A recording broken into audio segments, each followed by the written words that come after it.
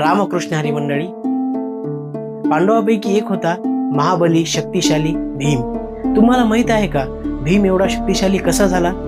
त्याच्यामध्ये 10,000 हत्तीचं बळ कसं आलं जाणून घेऊया आजच्या व्हिडिओमधून. नमस्कार नमस्कार नमस्कार, मी तेजस, क्षणभर महाभारत या मालिकेचा होस्ट आणि तुमचा एक सच्चा सनातनी दोस्त.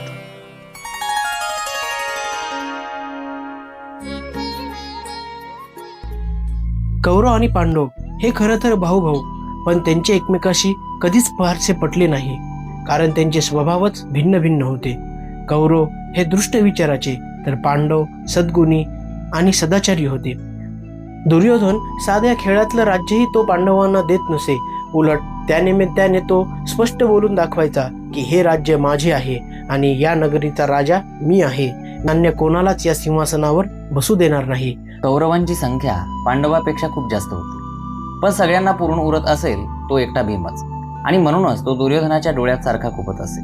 आणि म्हणून दुर्योधनाने एक दिवस भीमाचा काटा करण्यासाठी खूप भयावह अशी योजना आखली. एक वेळ लहानपणी जेव्हा ही मुले नदीवर खेळायला गेली, तेव्हा दुर्योधन आणि अन्य कौरवांनी मिळून वनभोजनाच्या निमित्ताने भीमास खूप लाडू खाऊ घातले. मात्र त्या लाडूंमध्ये त्यांनी विष घातले होते.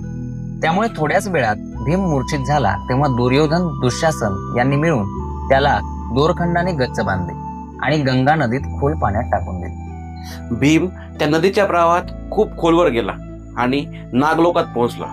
तिथे त्याला बऱ्याच नागांनी दंश केला आणि त्यामुळेच त्याच्या अंगातले विष बाहेर आले आणि भीम शुद्धीवर आला.